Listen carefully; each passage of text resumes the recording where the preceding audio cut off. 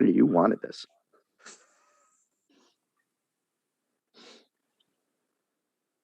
What up, virtual people? Welcome to episode 38 of VCR Redux, where we take your favorite franchises out of the analog era and bring them back to 2022. I'm your host, pop culture punk Chris Stiles, joined as always by my co-host with the most, film professor Ian Klink. How you doing, everybody? And we have two radical guests on the show tonight. First up, our own honorary third host from Rick Barth in the line. Oh, Mickey, you're so fine. Mickey Torres is on the show. What's up, everyone? And rounding out this righteous crew, he's an actor by trade who starred in the film Haunt on Shudder and the YouTube series Quad Cities. Justin Marxen is on the show. Wow. Hey! Thank you, guys. We are here today to lick ass, take names, and top it off with Taco Bell. That's I'm right. not doing that. I'm not doing that at all. That's not happening. It's kick ass. All right. Let's go blow this guy. That's right. It's blow this guy away. If you haven't figured it out by now, it's Demolition Man time on VCR Redux. But before we can figure out how the three seashells work, we need to talk about how Demolition Man came into our lives and what we love about it. We'll start with Justin, but that also goes for you guys watching at home. Hit us up in the live chat with your Demolition Man stories. So, Justin, how did you first get demolished? We talking VHS, cable, theaters, Laserdisc? Oh man, I really want to get this right. I want to say theaters. It could have been HBO though. I remember my dad watched it first because he would have to watch the movies first to make sure, like, okay, what do you have to cover your eyes at this part or that part, but this was no problem. It was all shoot 'em up and cops and robbers. So, man, I want to say HBO or VHS, I think, and I loved it. It was awesome. I loved just the fact that they got to bring back, can I say badass? Is that okay? A badass cop from the past to go after the worst of the worst bad guy. And I don't know, the whole idea of it and the action, like there's parts where these guys are running around with two guns, you know, John Woo style through the whole thing. And it was just awesome. Every time it was on, I watched it. And yeah, it was. And the three seashells and the lines, you know. Yeah. Was it take this job and shovel it? Yeah. Close enough. You know, like stuff like that was great. So yeah. And then Dennis Leary. Was he Edgar Friendly? Yeah. Yeah. Yep. I want to run down the streets naked, paint it all with a medium rare steak. Why? Because I might somehow feel a need to. That's why. Perfect. Yes. Like, oh yeah, so much cocaine, but it was incredible. Oh man, yeah. And Jack Black was one of his henchmen. That's like one of my favorite little touches. If you rewatch the movie now, look in the background. Anytime you see Dennis Leary, Jack Black's sitting there looking tough, like. Oh, that's awesome. That's so cool. So it was around the Jackal time too, when he was in that with Bruce Willis. Well, this is before that. This is around like the Airborne time with Shane McDermott. Oh yes. Oh man, which we got to do on VCR at some point, fellas. Not to throw us off track already. No. But yeah, no, all that is poetry to me. I have so much nostalgia tied up in Demolition Man. Mickey, Ian, do you guys remember your first times? Yeah, I believe I saw this in theaters. I believe. No fooling, Mickey. You saw it in the theater. That's all he wants to tell us because Mac Daddy Mickey Torres, he doesn't want to tell us about the date that he was on because he was always on a date. Nameless birthday. We're gonna change the name of the show to Mickey's Dating Life. You know, the video years. No, I honestly believe this was like with a bunch of friends because we were like all hyped about going to see Demolition Man because you know. It was cool. It was Wesley Snipes. It was that cool thing. So yeah, I think it was theaters. And you know, obviously, like it's a great action movie. It's a great action movie. It's got some good jokes in it. But like to me, it's like it's you know, you see Demolition Man, and then you can totally tell how, you know, Wesley Snipes got casted for Blade. Oh yeah, You're like, oh yeah, now it makes sense. Like, you know, well, like, you know, he had done some action movies already. Like I think Passenger 57 and like Rising Sun is kind of an action movie, you know? Yeah. So he was kind of dipping a toe in the genre, but he didn't really have that like franchise type of movie. In this movie, you know, if it reeks of anything, it reeks of franchise. I mean, they're very self-aware of it with the Taco Bell stuff, which I love. Which I think we have to just say, it's the best product placement ever, right? Oh, other than the entire movie is a product placement. I mean, really. But like, it's just like we are celebrating it and we are not hiding it. We're not ashamed of it. Like fucking every restaurant in the world, or in San Angeles at least, is Taco Bell. I love that's part of the joke though, when like the franchise wars. The big guy was like, "I want to take you to Taco Bell," and it's like, of all the rest, but hey, that's great. No, that was a great joke. Not that I have anything against a good burrito, but like, you know what? I can't remember. Did they make action figures?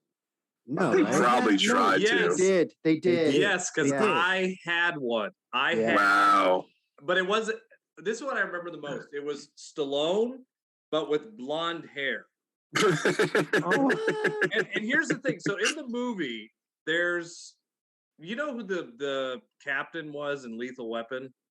Yeah. He's in it. That's Richard Donner's cousin. Here's the thing. Is it really? That's who the action figure looked like. It looked like him, not Stallone. And I thought for years they made a mistake, and they actually used his head there. Wow. On Stallone, but I had that Demolition action figure. That's amazing. If it was a deleted scene, or if there was like a early mock-ups of Stallone looking like that figure that you had. It must have been, but but it looks nothing like Stallone at all. Interesting. Wow. You know? That's classic. So the Rambo toys with like the fake underwear and everything like that, like those looked more like Stallone than this toy did. Yeah, interesting. Don't give me your sympathy laughs, Mickey. Don't do that. I'm just, I probably would have had a lot more weird action figures if, for some reason, I feel like I didn't. First of all, I never saw a Demolition Man action figure in my life. That's amazing. But I feel like now that's one of those things, like you want the toys you never got. So if I ever come into money, I'm probably going to piss it all away on like action figures and comic books and stupid shit like that. You know what I mean? I want the Dick Tracy action figures. I give anything to have those again. I want the Terminator where you like make your own skin, and like you shoot the skin off. Yeah. Oh. Yeah. And you could regenerate skin on it. Which was ridiculous. Anyway, I do want to touch on the chat really quick. We do see some familiar names in there. Our buddy Dustin Nino from Retro Fiend Radio. Again, makers of the finest canon and martial arts documentaries on the internet. Dustin says, "What's up, everyone? I can't remember my first time seeing this, probably renting it or seeing it on cable." He also says, Ian looking sharp with that haircut, bro, which I must remind everyone here, Ian is a very dapper man today. He's actually here on the eve of his wedding. So we all send you love and congratulations, my man. And we thank you so much for being here and making this your bachelor party night. Don't thank my fiance for letting me do this. So. Yes, thank you so much. Oh my God, dear Lord. And thank you for marrying Ian. We appreciate it. Yes. God bless. Someone had to do it, you know.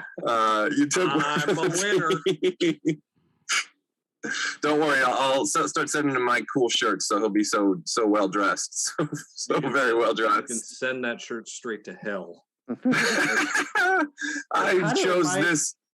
It reminds me of like a Brad Pitt from Once Upon a Time in Hollywood. Oh my God, that's the closest I will ever get to Brad Pitt in Once Upon a Time in Hollywood is also having a yellow Hawaiian shirt. It reminds me of a turd wrapped in yellow foil. Like I chose yellow for Simon Phoenix's iconic hair, which we all know now inspired Dennis Rodman, one of the greatest Chicago Bulls. You look like all time. Disheveled Chucky doll. Like a rejected early design. I love it. Some other names. Some other names. This is middle of the road Chucky, when he's realized all I have left to look forward to is paying off my life insurance and a bill for my car. This isn't even Chucky, it's Charles, or like Charlie, the Charlie Lee Ray. Yeah. Anyway, also in the chat, some more familiar names: Angie Saunders and Mike Saunders, the mashup geniuses. Angie says it was VHS. They also say, "Hey Justin." Mike says the shells always bug me. That is something we're gonna try and solve for the world today. I don't know if we'll quite get to it. How do you not know how to use the seashells? Yeah, they never explained it. They never fucking explained it, and it sounds. Sorry, go ahead. Oh no! What were you gonna say? I want to say someone on the internet figured it out. Like you can look it up, I think. Oh, right. I remember this, but then it was all just speculatory. It was it wasn't official. It's not like they had patent designs drawn up for the movie. Although they did take their futurisms very seriously. Cool would that be? How cool would that be, though, if somebody actually did patent the seashells to take a Well, if you think about it, first of all, it sounds really foul, right? First of all, that we're all going to touch the same fucking shells. I want a seashell on my butt. Yeah. I don't know how this is not disgusting. That's the thing. Like, they have to be self-sanitizing seashells somehow. There needs to be a fourth shell that Lysols them in between users or something. But we'll get there. That's more second half hour stuff of the show. So just rounding out in the chat. Also, Kyle himself, Mr. Captain Kyle Williamson, says it was theaters and it was awesome. And he said that in the Europe. Oh, interesting. Yeah. So we love the Taco Bell, right? But I guess in the European markets, it's Pizza Hut that won the franchise wars. So there must be Pizza Hut scenes, and they've got to be on YouTube, and I've got to find them. There's Pizza Hut scenes in the movie. No. But you must have seen the European version then. You saw Pizza Hut scenes. I just watched it last night. On what? Online. Online. So you saw the European version. And it was Pizza Hut. They went to Pizza Hut. And I've never seen that. I haven't. Yeah, in America. That's crazy. That makes sense though, because Taco Bell probably wouldn't be as big as Pizza Hut in other places. I actually forgot all about the fact that it was originally Taco Bell. So I was just watching, just going like, "Oh, it's Pizza Hut," and not even thinking about it. But now I know. So I always love that. So they had to shoot two scenes probably, or they just cut to the back of a head for a dub or something. You see it's a bad dub. Yeah. I want the Pizza Hut sign, the wrappers are Pizza Hut too. Yeah. Oh wow! So they had to shoot it. Yeah, they definitely had to shoot it twice, two different versions. I always think it's interesting too. Like in the day, they would always shoot even Verhoeven and RoboCop. They would shoot these PG versions of the scene with I'm tired of this baloney, and things like that. Yeah. But Verhoeven, what is that? Big Lebowski, where it's you see what happens, Donnie, when you find a stranger in the Alps. Yes. Something like that. Bad TV dubs are amazing. They're so good. Yippee-ki-yay, Mr. Falcon. Yep, that's one of my favorites. Oh my god! And the voice too. It sounds like a Spanish soap star villain. It just sounds nothing like It's like yippee-ki-yay, Mr. Falcon. Real, specific. Hey, Mr. Herman. Mr. Herman. Right. Oh yeah, it's at that level. So I guess it's time for me to talk about my first time watching Demolition Man.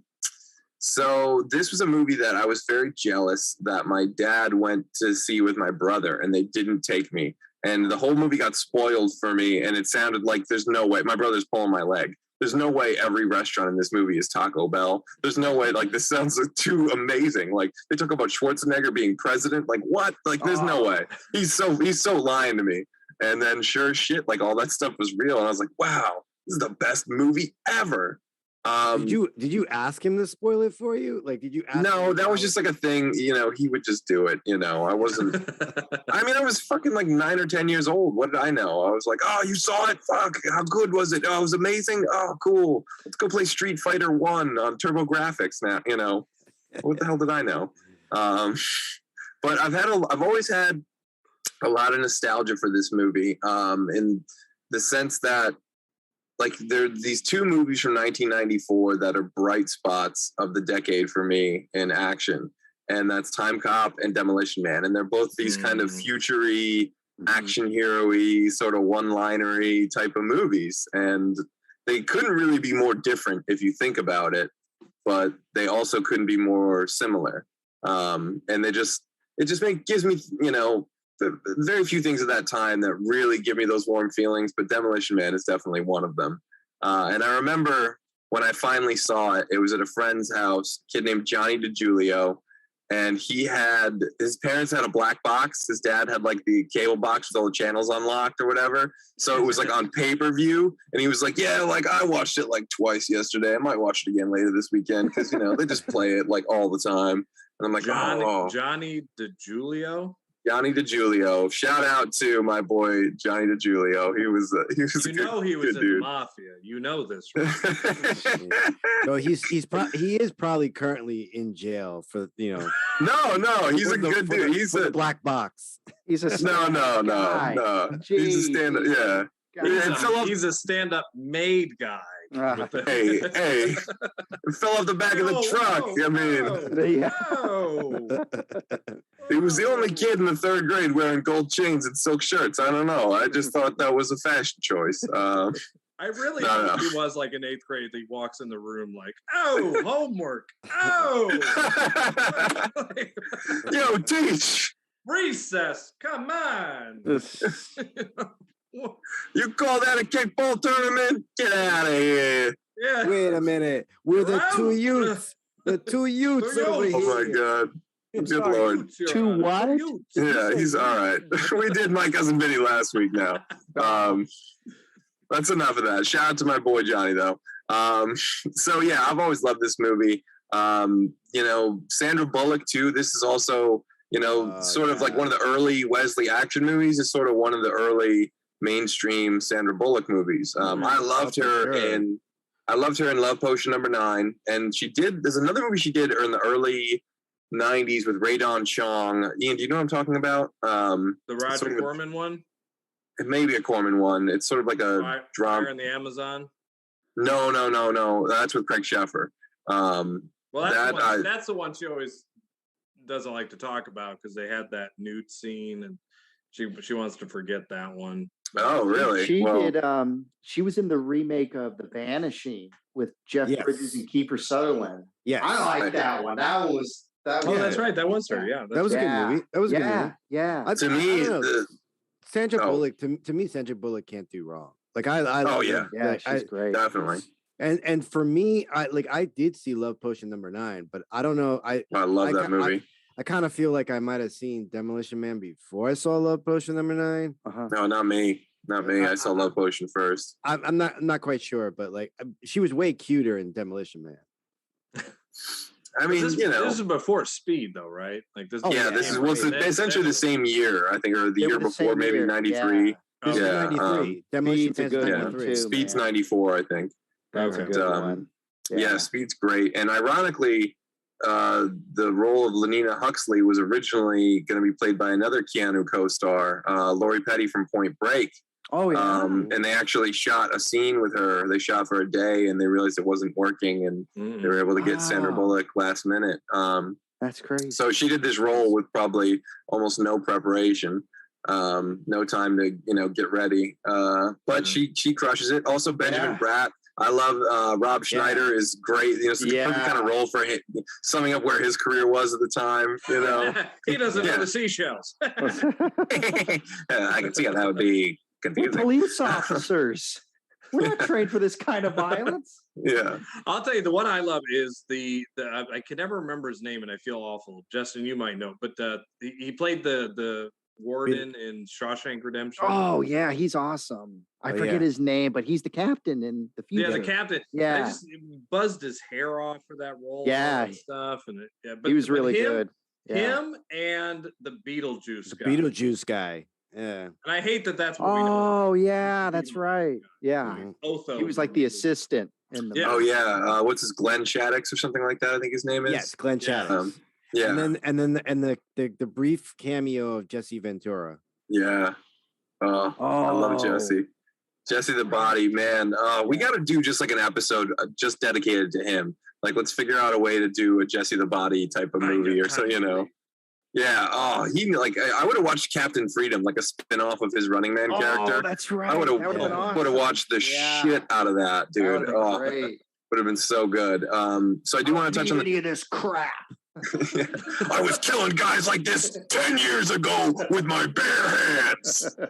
God, I wish I could do the Jesse voice. It's so ridiculous. That was pretty good, actually. Yeah. Oh, no, that wasn't. That was shoddy. But you're too kind. That made up for that shirt.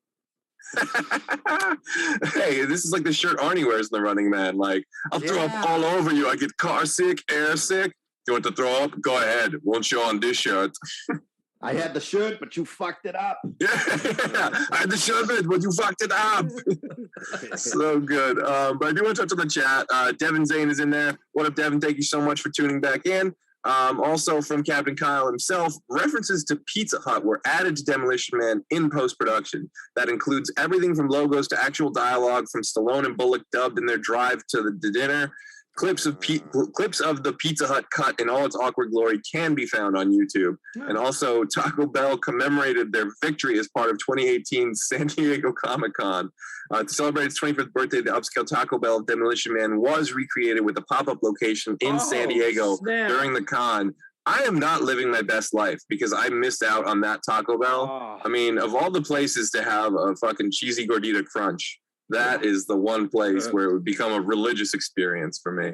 Been awesome. What do we have in New Jersey? Todd's Hot Dog. Yeah.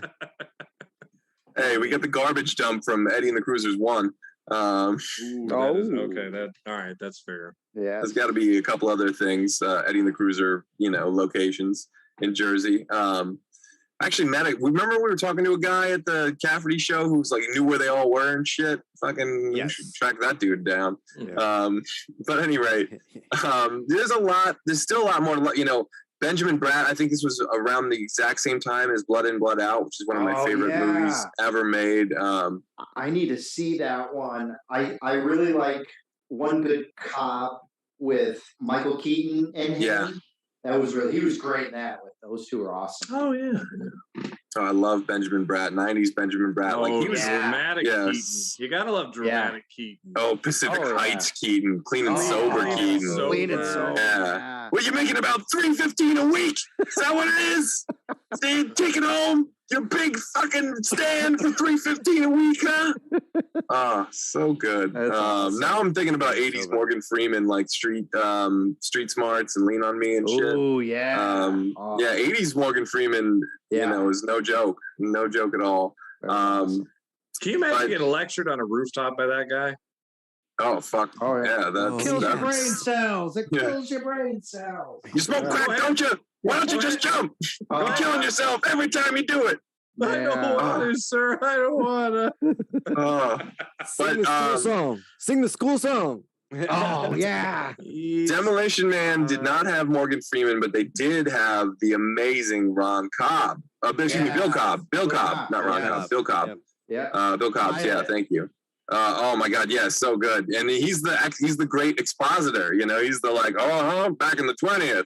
I had a man named John Spartan who was tougher than shit, and he came and saved the day. When they're watching the clips and two, Oh my God, so good, so good. Yeah, you buy that dude could sell you anything. That dude could sell you, total exposition bullshit, and you totally buy it. He's the best. Yeah. Oh, so fucking Didn't he do good. the narration in Oh Brother Where Art Thou? That was him too, wasn't it? Was it? I think it was Bill Cobb. Yeah. I'm not sure. He is one of those unsung heroes of Hollywood history. Oh yeah, People Under the Stairs, The Sopranos, like a lot of stuff. Sopranos, yes. Yeah. Yep. And he was only in one episode, but he was amazing. Yeah, he was awesome. Oh yeah, incredible. Still got the same teeth in that picture. Oh yeah. Oh, the Bodyguard. Remember him in that? Oh God, I haven't seen The Bodyguard since like 93 or 94, whenever it came out on video. Shut up, you listen to Queen of the Nile every single night before you go to bed. Don't act like you don't. God, That's a great. I'm sick of this guy. Guilty as charged. It's a great sound. No, it is one I actually really do need to rewatch. So let me ask you this, guy. Like, to me, like, it's funny. Like, Demolition Man, came out and everything else like that, and then Stallone did Judge Dredd, which I feel was like Demolition Man was kind of him trying to make his own Judge Dredd. Like, he couldn't get the rights to Judge Dredd, so he decided to make this. Should have stuck with it, though. That's the problem. Judge Dredd is probably, for me, like the lowest point of Stallone's career. Like, I'll watch Stop My Mom Will Shoot or Nighthawks or Rhinestone over. Nighthawks is good. Yeah. Dude, Nighthawks is great. But I'm just saying, like, Have you seen Cobra? Paradise Alley. Oh, yeah, dude. Paradise Alley. Like, I mean, like Victory. Like, I'll watch any Stallone flick. Party at Kitty and Studs over Judge Dredd. Judge Dredd is the most meh thing he's got. Even Oscar. I'll watch Oscar 10 times before I want to watch Judge Dredd.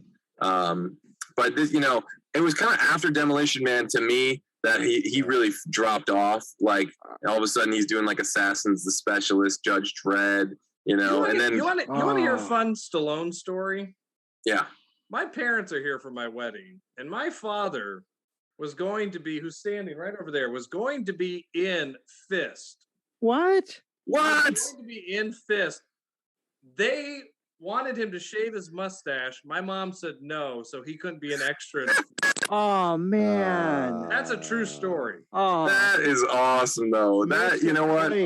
I did not know that, sir. Wow. Shout out. Fist. Yeah. A shout out and a congratulations to Mr. and Mrs. Klink. They raised such a handsome young man, and we're all so proud of him. They say like happy wife, happy life. That's right. Yeah, something? Laying down the law. Mrs. Klink, I love it. Stash stays. You're not being in a movie. He could have done the Henry Cavill, like, just put makeup on. Yes. Of course, I'm sitting there. I watched the movie. I'm like, why can't he have had a mustache? It makes no sense. That's some, hey, Stop My Wife Will Shoot. I had to shoot that. No, I love that. That's great. So, I mean, is there, there's got to be some more that we're overlooking here of the greatness of Demolition Man. The swear machine, and the great, and again, this is the original draft was Daniel Waters. And it probably got, polished by a bunch of other writers, but I know that most of what we love about this movie was in the original Dan Waters draft. Of course, Dan Waters wrote Heathers, Batman Returns, a lot of movies. The story was good. Wow. It was great. Like the whole, that's the thing, like with like some action movies, you could sit there and say like, oh, well, the action was great. And, it was good because of that, but the story sucked.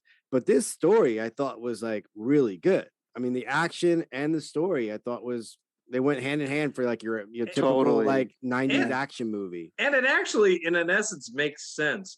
It totally does. How much money are you saving on food? How much money are you saving on electricity and all this? Well, maybe not electricity because you got to freeze them, but like all the resources that you're saving, if you freeze all these prisoners and just kind of store them in the meat locker, it actually makes a lot of sense. Yeah. I also like the fact that they alluded to like, these like prisoners, because they had like a sentence, they were getting like programmed or schooled while they were frozen with whatever, like they wanted to change their behavior. So like so they knit. It's Stallone's case. He's like, he makes Sandra Bullock. Felix comes out, he knows how to use access guns and all this stuff, and I come out, I want to knit a fucking sweater, like. So good. Oh my god. Yeah. So there is a little bit of more action in the chat. I just wanted to talk. Angie Saunders says The Vanishing is awesome and love potion number 9. Nice. Definitely, I think we concur collectively. Absolutely. Also, Dustinino says, just wanted to say to Justin, his Quad City shorts are badass. Moody murder mystery with a touch of the weird. Love it. God bless you. Thank you so much for watching. Thank you so much. Again, folks, if you're not watching Retro Fiend Radio, you gotta be, because it's amazing. And they've been so amazing, incredibly supportive of us at Fandom Spotlite. So we thank them eternally as well. So I kind of want to blow all your minds a little bit. I think Ian may know this. I don't know if Mickey, I feel like we may have chatted about this, but for you watching at home, this was originally not going to be a Stallone movie. Wesley Snipes also said no to it a million times. They had to hunt him down on the set of Rising Sun to get him to finally agree. Although he improvs all over this movie and it's incredible. But the original plan for this movie was supposed to be Seagal and Van Damme. No and way. their feud was already in full effect, and it was just not going to happen because neither one would play the villain over to the other's hero. They both thought, all right, well, obviously I'm the star and he was the villain. But honestly, if you did it at this time with Van Damme as the hero and Seagal as the villain, it would have been incredible. It would not have been the same movie at all, but it would have been a different type of 90s amazing. Yeah, Universal Soldier. Yeah. No, that's Dolph Lundgren. That's Dolph Lundgren. Well, I know, but it's essentially the same thing. Like, it's free. But I could see see Seagal being the hero, the Spartan, really? and Van Damme being that's interesting. Because I would think Van Damme was the bigger dude at this point. Yeah, but if you think about the movie in whole, like, I mean, I don't know, for me, like, I love Stallone, but what makes it so great is Wesley Snipes. I agree. I totally no doubt. Like God, John Spartan. Yeah, exactly. Don't let anybody in here. Yeah. Like he goes, like, my boggle. How much do you weigh? Just this. That scene where they get all the guns from the museum. That's pretty cool. That's the thing. Like, Spartan goes like, Phoenix is going for a gun. Trust me.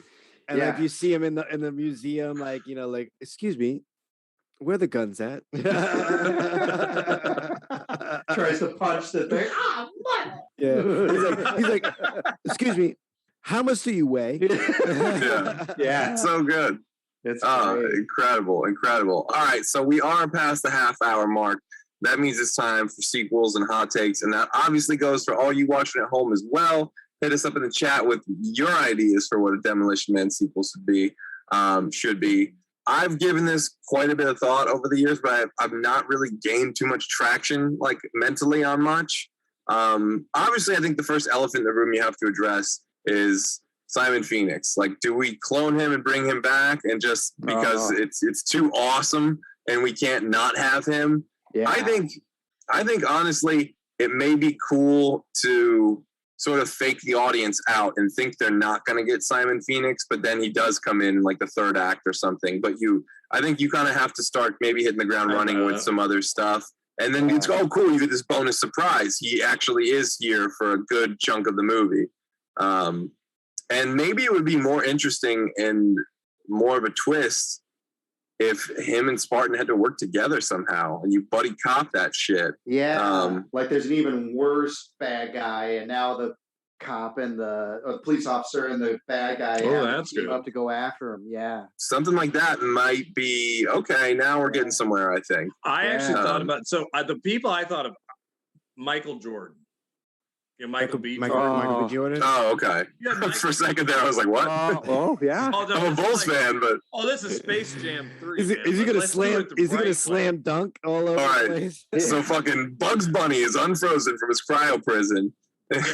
Yeah, they uncancel Pepe Le Pew and all goes to shit. Yeah, it's Michael Jordan as a Stallone character, and it's Dennis Rodman as the as the villain. Which is basically what Phoenix. Wesley Snipes is. Oh, yeah. But I thought Michael B. Jordan and Thor, who plays Chris Hemsworth. Oh, those two guys. You're talking like straight up remake, or like I not a remake necessarily, but in essence, you know how they do that? It's a sequel. But I like what Chris is talking about. How we'll get Stallone now is the older cop. He's in the Bill Cobb role. You know? And you kind of have this great dynamic with him and Michael B. Jordan anyway. So box office gold right there. Reuniting the Creed team. And like I like what Chris is saying, because Wesley Snipes kind of had a comeback recently with Dolomite is My Name, and Oh yeah, that's right. You know? And Coming to America, that was the one thing everyone loved about Coming to America was Wesley Snipes. He seemed like the only person having fun in the whole movie. Yeah. There's another new one with Wesley Snipes. Like I forget what it's called off the top of my head. I just can't think of it. I hadn't had a chance to watch it, but he's been getting really good reviews about it. He plays somebody's brother in that. Passenger 59. Was it him and Kevin Hart? Was the Kevin Hart movie? Oh, okay. It's the Kevin Hart movie. Yeah, gotcha. Yeah, he's getting real good reviews for that. Cool. Let's just be honest. We need Nick Cage in this. Oh, but, yeah. Oh man. Now that's the only way you could make it more. Like I think you kind of have to, the way that one thing this movie did, and this particular movie did predict a lot of futuristic trends. One thing it predicted was this like crazy nostalgia for like the 80s and 90s and that kind of Joel Silver era movies. It's ironically this was a Joel Silver movie. And there was a poster of Lethal Weapon 3 in her office. Oh, that's right. Yeah, that which was like his second newest movie at that point. Yeah. And again, the captain from Lethal Weapon is in Demolition Man. Yeah. To me, you have to bring them all back. You could bring. We want Sandra Bullock back for sure. Back. You can make, like Stallone the captain. You can make, Sandra Bullock. She's like, still there running with him. If you want Michael B. Jordan, of course you can have Michael B. Jordan, but you're saying you would make him the villain. Well, I would do it where it's kind of a similar thing, right? It's like, they end up getting Michael B. Jordan somehow or another. I have no idea, but basically he gets released accidentally. And he's from what he got frozen in, 2007, Whoa. Right? And Chris Hemsworth is a guy similar. So, Stallone knows his, background and the story and all that stuff. So he goes, "Hey, I'm too old. Get that guy." Well, and they blew up the cryo, prison. Oh, that's right. Yeah. So you don't have that, and then you have like. Well, there could be other cryo prisons outside of San Angeles. They got an insurance check, Mickey. They rebuilt it. But knock it off. But if you do like other cryo.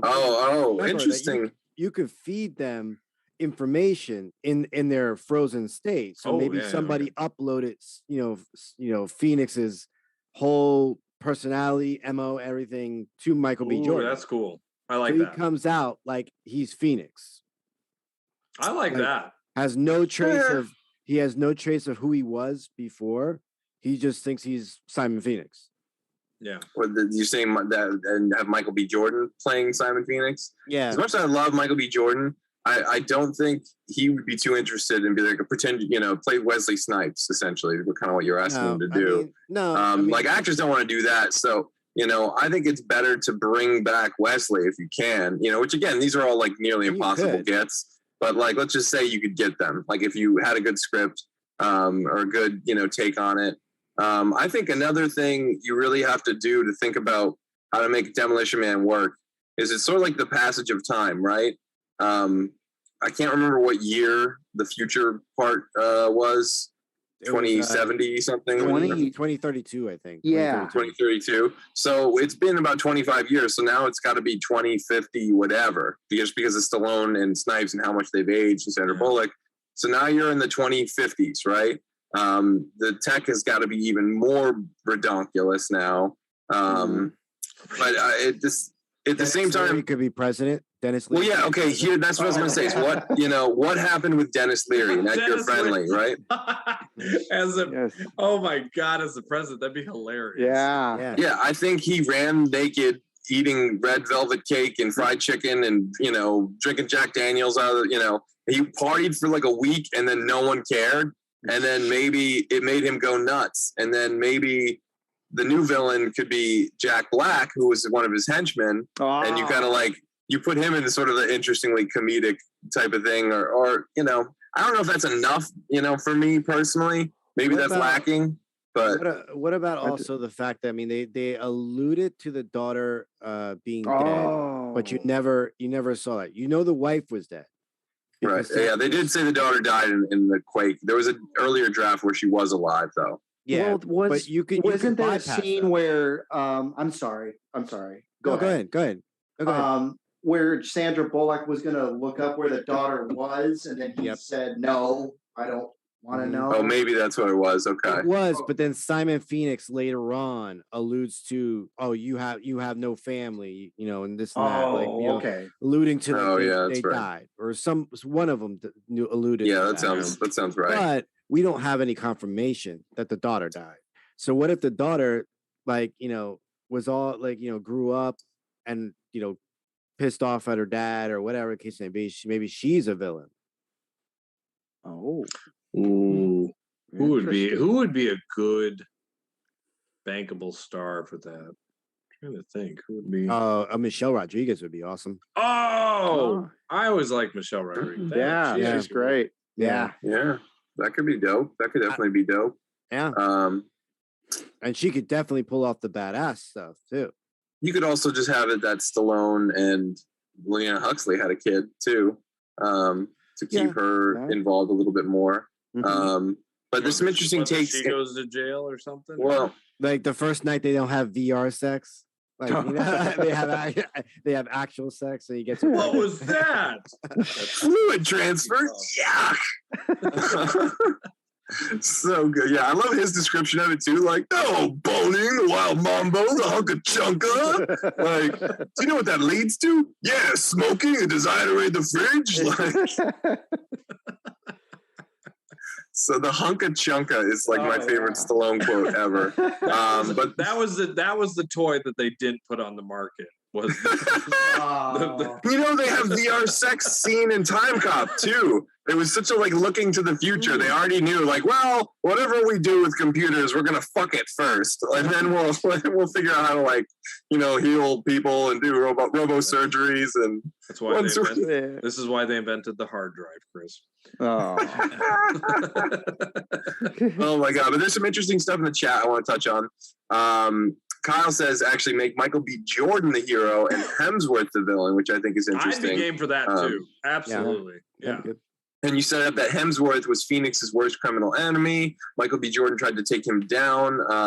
He was a cop and was framed. Phoenix ends up trying to bring down Hemsworth. He's a clone and dies. Then says, "You never know when another me might pop up." Good Lord, I can't read. Cool. That's kind of interesting. Yeah. And then you could get Simon Phoenix, get the real, But I still kind of think that maybe the goal of it is getting Phoenix and Spartan to team up somehow. I think there's just too much fun to be had there. And they could oppose each other again, but I think we want to kind of mix it up. And why can't it be like a super team? How are you going to explain though that he shattered into a million pieces?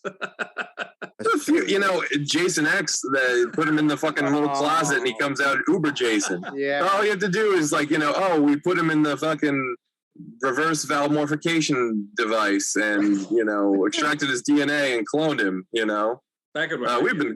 We've been cloning since the 2020s, blah, blah, blah. Good work. I feel like all of that is always an executive in Hollywood who's just, listening to all this stuff, just going like, mm-hmm.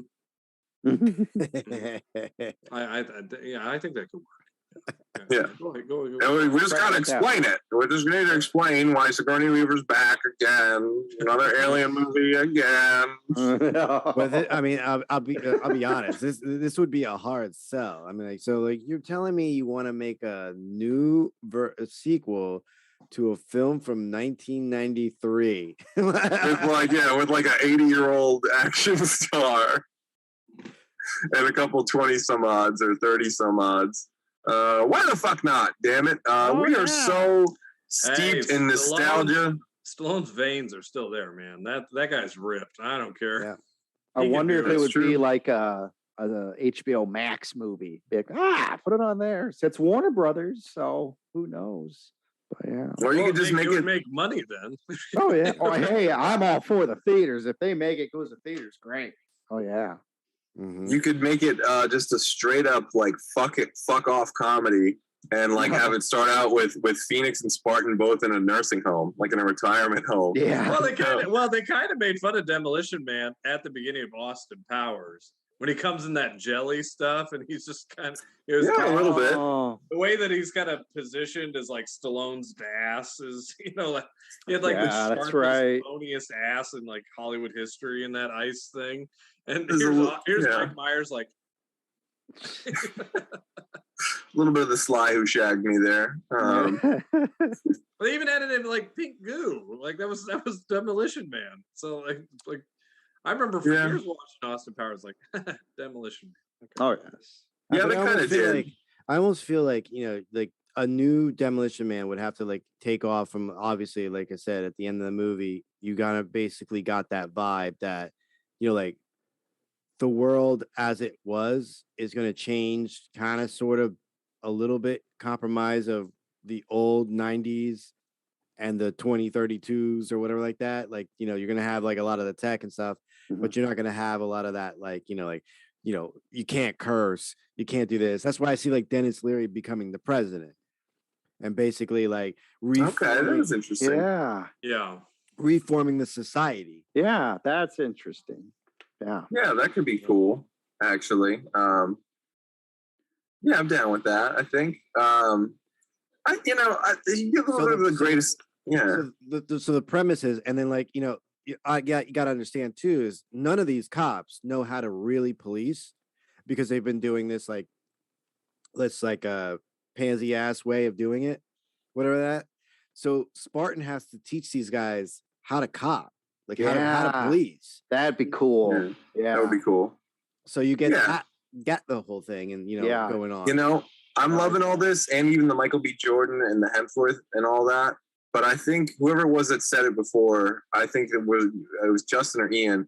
You guys are right that Nick Cage needs to be in this movie. Please, for the love of God. Can you just just drop him in there with everything we've already said and like put Nick Cage in there and just cut the strings. Let him do whatever he wants. He does anyway. So. You don't put a saddle on a Mustang. You know what I mean? Just let that man go nuts because you need some kind of like just performance like from another planet to even compete with Simon Phoenix. Certainly could be I think he could be a better villain than Hemsworth. So I don't think you need Hemsworth if you have him. Hemsworth would be the great henchman then, the number 2, because we're going to have a team of guys on the good guy side, and we need a team of guys on the bad guy side. And Nick Cage should be the head of that. Even in this movie, the henchman team, like basically Phoenix's team was just basically just like thrown together. Like we need more of a legit crew this time. Yeah. Let's just bring Bolo Young back. That's what I want. I want Bolo Yang. Or how about this? So the cryo prison blew up, right? But as the cryo prison was blowing up, he had already awoken like a bunch of bad dudes. So maybe the cryo prison like exploded or blew up, but one survived, and he was like, so he was like a one like maybe. And he went underground and waited 25 years. Maybe he was like, like Simon Phoenix's right-hand man. Like he was like his lieutenant, basically. That's got potential. I will say that was the one thing that they didn't go for that I thought they could have was the underground society attacking more of the upper society. There's a really good class war thing that they started it, but it's kind of like as soon as they started, it stops. And I wonder if that could be a good class. Yeah, you need that. You need shades of that for sure. Yeah, and that's how I said. Like, I think that's a great idea, though, Mickey. If whoever it is like waiting their time, and it's like, let's get this started here, and now they're in charge of this army, and that's why they have to go get somebody to battle it. Well, I think like Dennis Leary, when Dennis Leary was the king of the underground people, they were only really stealing food or like or whatever like that. So they weren't really like bad. They weren't killing people, whatever. They were eating rat burgers. But but Simon Phoenix's right hand man that's been down there and recruiting people, he wants vengeance. Yeah. So they could be murder killing people. Murder, death, kill. John, do you see any cows around here? Well, rat. You know what? Not bad. Would be an interesting way to play it is that, it's 25 years later. We saw like the 90s PC version of the future. What if we saw like the opposite of that? Like everyone's like California is like 70s New York, where it's like everyone's like, fuck you. It's like, yeah, get the fuck out of my way. Everyone's chain smoking cigarettes and littering and cars are burning too much gas. And like, it's just all the opposite way. Things went to shit. Was in charge. That's probably how it would be. So yeah, right. Like shit went too extreme. Only if people walk by, and the camera pans down, they're like swearing, and all of a sudden there's this old broken down swear machine that like gives them the receipt. You know what I always thought about, like when they were getting these tickets, who were they paying? Yeah, well, it's like getting a parking ticket. You got to go send your check or thumb your money into the system. Mickey just asked a question that broke the internet. Nobody ever thought about this. That's like the parking ticket. Yeah, I guess parking ticket. Spartan never paid his though. Oh. but they were his seashell replacement. Yes. So thank God for that. Yeah. Otherwise, so he just kept on collecting paper, so he had something when he had to go to the bathroom. He figured it out. Yeah. There's now I know what to wipe my ass with. And after only eating Taco Bell, he's gonna need a lot of those. God, yeah. Let's just call it out there. The people underground had toilet paper. Like, I don't think they have seashells. They looked very dirty. Let's just say that. They definitely didn't have seashells. Their outfits were once white, Mickey.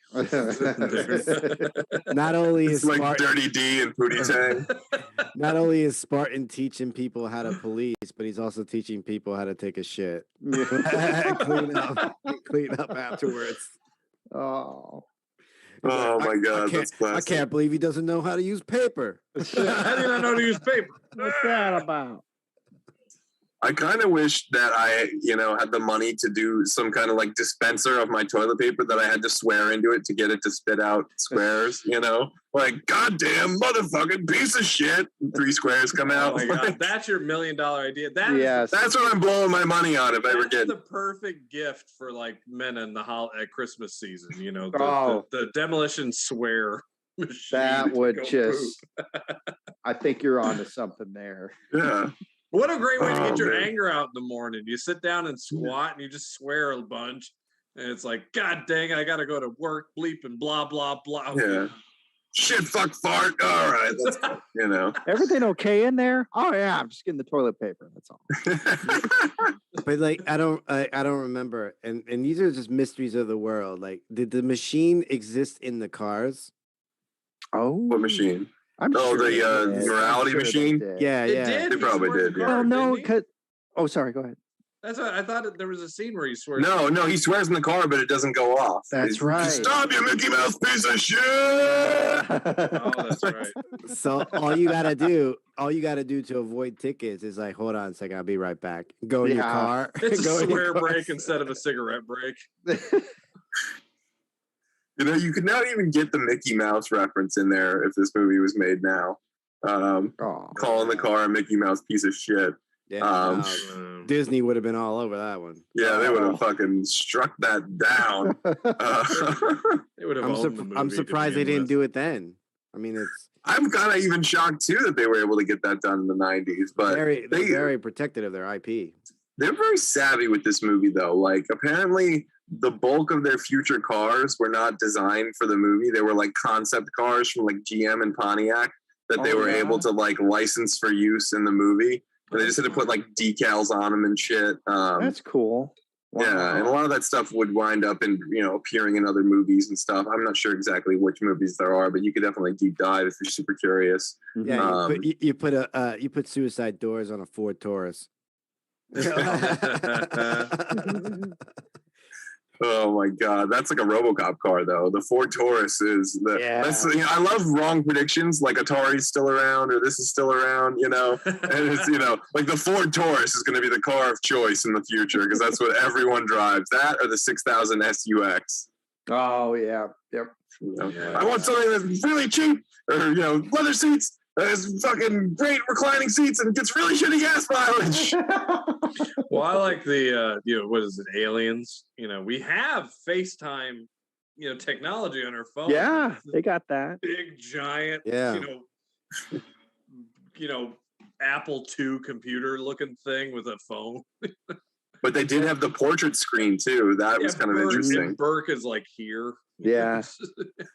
I almost feel like like the retinal scans were like after a while. I mean, Simon Phoenix pulled that dude's eyeball to get the retinal scans. I almost feel like every criminal would have pulled that move back in those days. Oh yeah. I think there would have been a lot of eyes popped out. Man. Yeah, that's true. Is there like a Dahmer reference or something like that? Yeah, he's one of the guys. Jeffrey Dahmer. I love this guy. It's like, gee.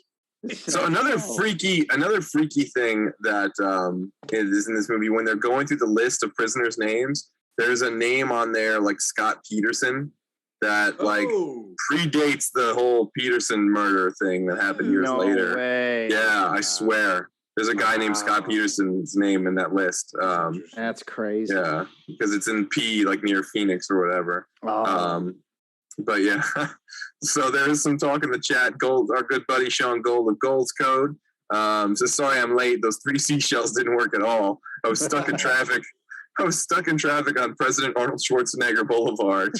Oh yeah, he's president. Schwarzenegger was president. Oh, that's the one. That's like one of the only things about this movie that didn't really come true. We don't have. But he became governor, so it's like it's true. Yes, they were close. That was long before he decided to run. So if his governorship was more successful, he probably would have figured out a way to fucking run for president. They would have made an amendment. They would call it the Schwarzenegger Amendment or something. Win at all costs. Yeah. Also in the chat, Alex Bonafonte says, "So sorry, I'm late for work." No need to apologize, Alex. Always happy to see your name in the chat. You can definitely enjoy the replay on this one. There's a lot of Demolition Man deep throws here. Yeah. But I think honestly, if you add all these things up, I think that they actually do amount to a pretty good movie. And there's maybe a little bit of fine tuning. How you get like the elitist kind of plot. You have to sort of thwart the elitist. I think that was sort of in the DNA of Demolition Man. So you still kind of have to crack that code, but I think the ingredients are there. Hemsworth, Jordan, Snipes is back. You get like a young generation. Friendly became president. Just give me fight scenes. I'm tired of just epic Marvel fight scenes where you can't figure out what's going on. Just give me 2 guys punching each other. Yeah. Like, that's what I want. Roundhouse kick once or twice, not 15 times. Just give me a simple fight scene. Yeah, without the frenetic cutting, so you can't tell what the hell's happening. Old school. Yeah. Because they really hold up. They don't fight until that very end fight. It's a good, solid build-up to this. Yeah. Sandra Bullock would have to teach him how to fight the police squad because she learned from watching Jackie Chan. Oh, that's true. That's right. Yeah. And shout out to Wesley Snipes because I was just watching the movie with the commentary. The director says he had to slow down and do all his shit at like half speed because he was way too fast for the cameras. Man. He's a martial arts beast. Oh yeah. He's definitely no joke. Yeah.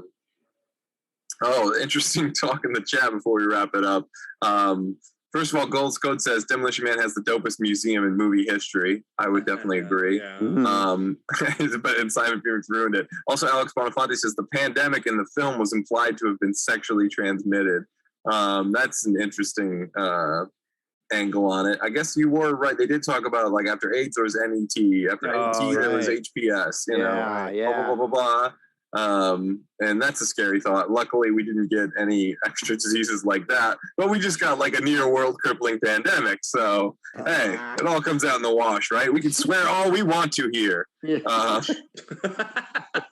still never figured out how those seashells work. We can swear. We can wear terrible shirts. We can do it. I think, we can wear shitty shirts. My last thing I will say before we wrap this up, though, I think this is how the 3 seashells work. One is like emits paper.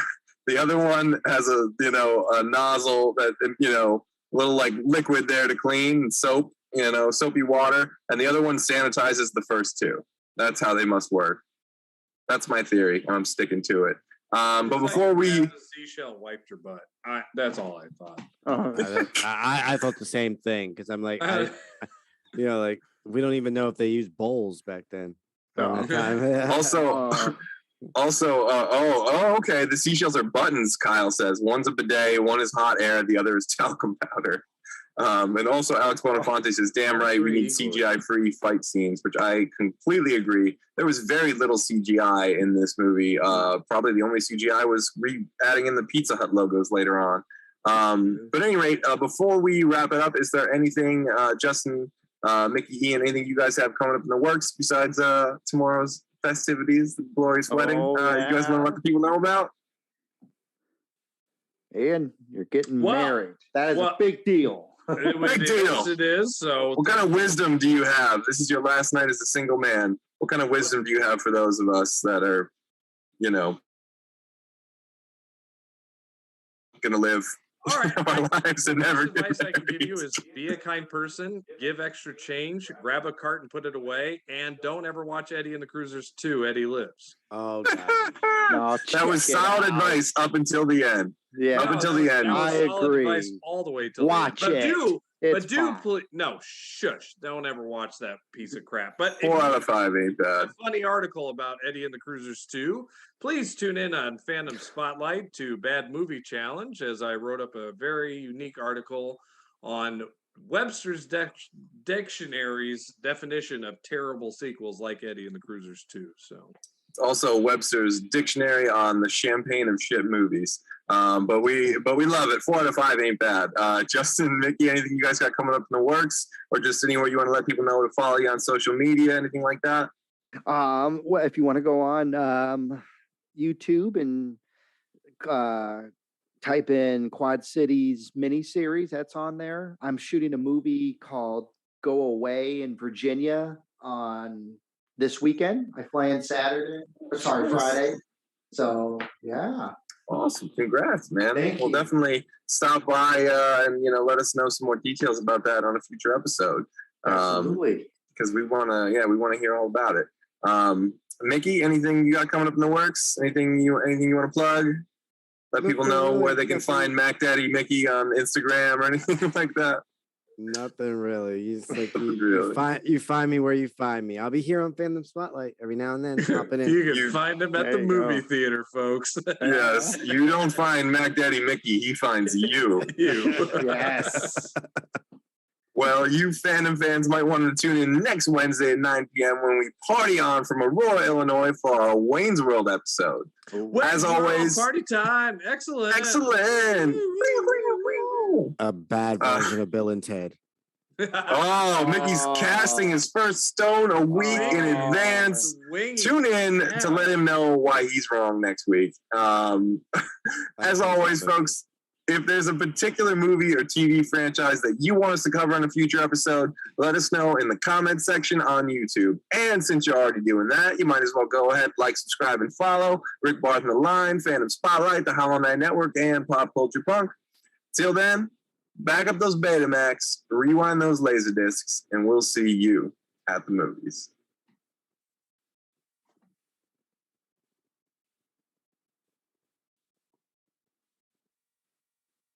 I always does this.